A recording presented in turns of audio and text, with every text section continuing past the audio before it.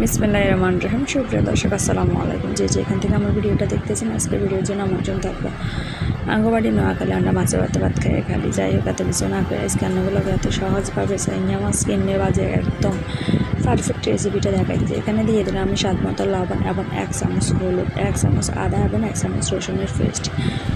এরপর দিয়ে দিলাম আমি 1 চামচ জিরার গুঁড়া। তারপর দিয়ে দিলাম 1.5 চামচ মরিচের গুঁড়া।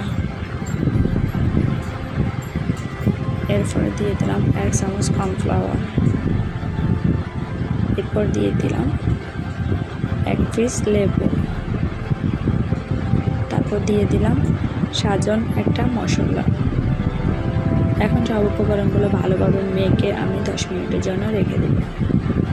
দেখতে পাচ্ছেন কীরকম সুন্দর এবং পারফেক্টভাবে হয়েছে। এখন চুলায় চলে যাব। দিয়ে দিলাম পরিমাণ মতো তেল। এখন এক এক করে সবগুলো মাছ দিয়ে দিব। মাছটাকে খুন্তি দিয়ে উল্টানো একদম চেষ্টা করবেন না, এভাবে লাগতে থাকবেন, এতে মাছ একদমই ভাঙবে না। তারপর এক এক করে সুন্দর করে উটফাট হয়ে গেলে লবণ ফাট উল্টা দেবেন। আমার এই রেসিপিটি যদি আপনাদের কাছে ভালো লাগে, আমার চ্যানেলটি অবশ্যই সাবস্ক্রাইব করবেন এবং পাশে থাকা বেল আইকনটি প্রেস করবেন। আল্লাহ হাফেজ, ভালো থাকবেন।